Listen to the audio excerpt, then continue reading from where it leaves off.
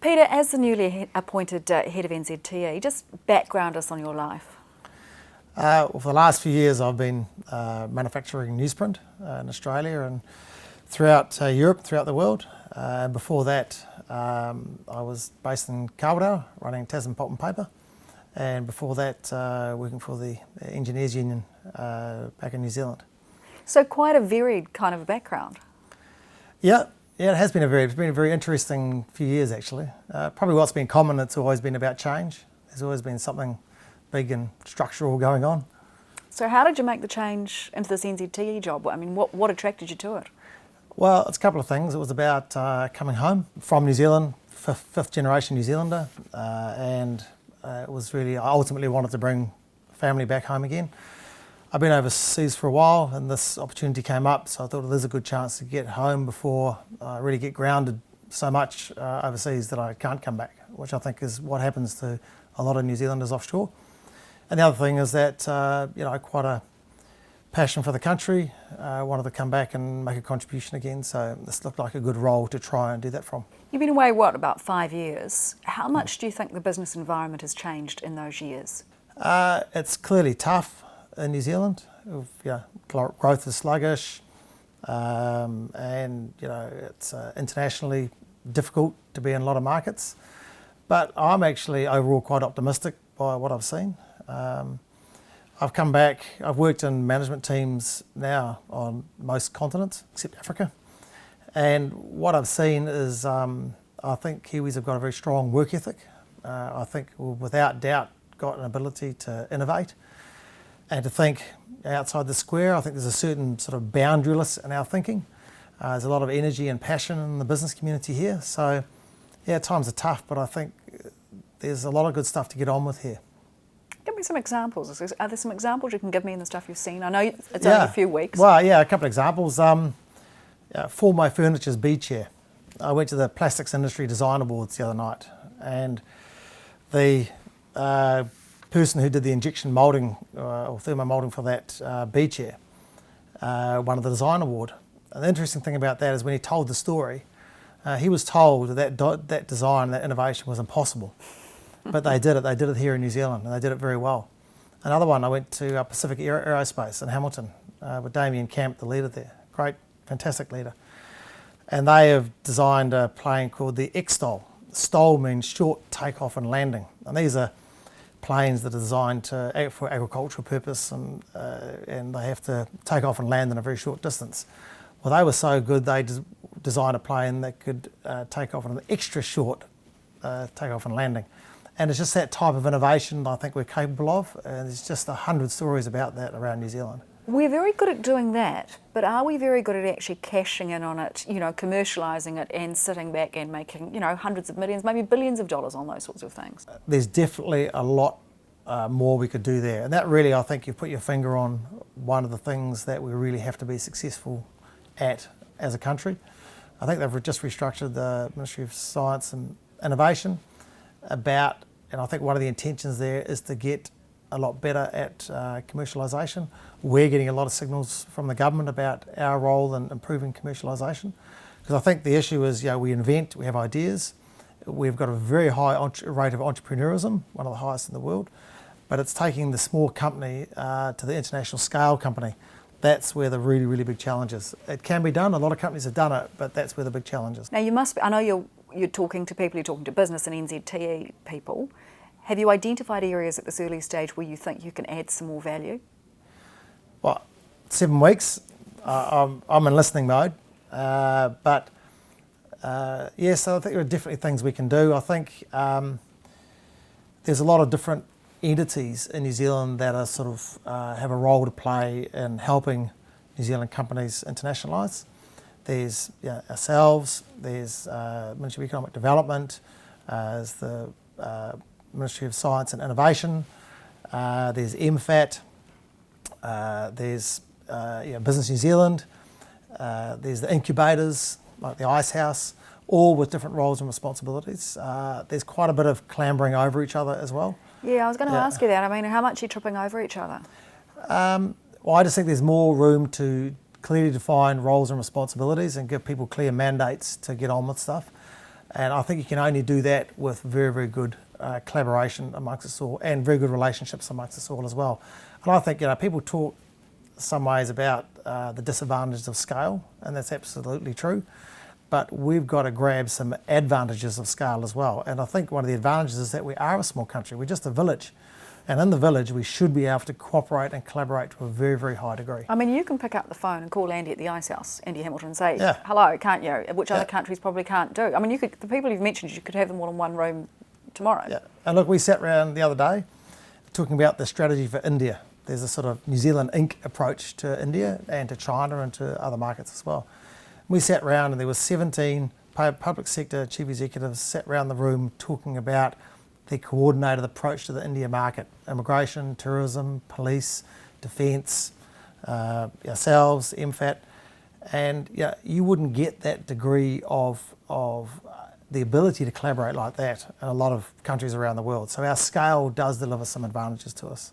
How much is the bureaucracy a problem with NZTE? I mean, you're a government entity. I mean, how Yep. much are you finding that it's, the old school stuff, it doesn't move quickly, it's not responsive? Yeah, well, I come from the private sector, so it's been a bit of an eye-opener, I'd have to admit.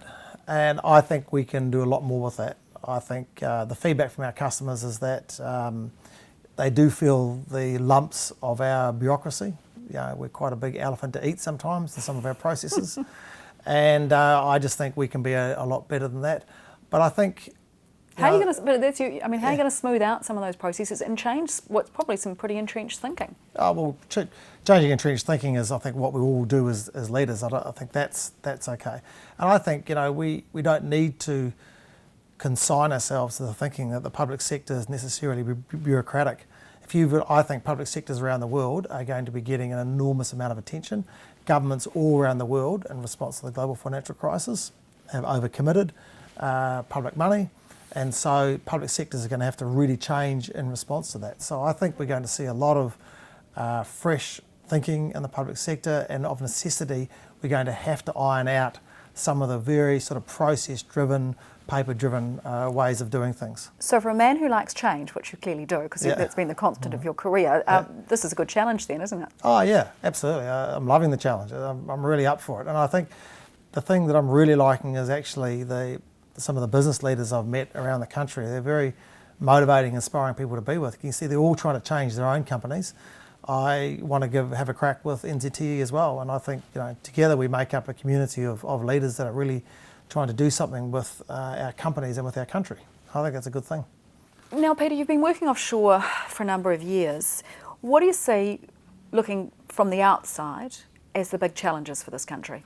Well, I think there is a bit of a burning platform here. If you just look at the numbers, they're pretty compelling. I mean, we've come from 7th down to 22nd in the OECD since the sort of 1970s, and a bit of stagnation over the last few years. We've clearly got our issues with scale and distance, and we just haven't got enough sort of international scale firms in New Zealand. So there is really quite a challenge in front of us. We've got productivity issues as well. We don't invest enough in research and development, so we've definitely got a clutch of quite substantial things to really grapple with and get on with. How do you address the scale issue? Well, I think identifying companies in markets that can be of a particular size and really getting behind them and helping those companies grow.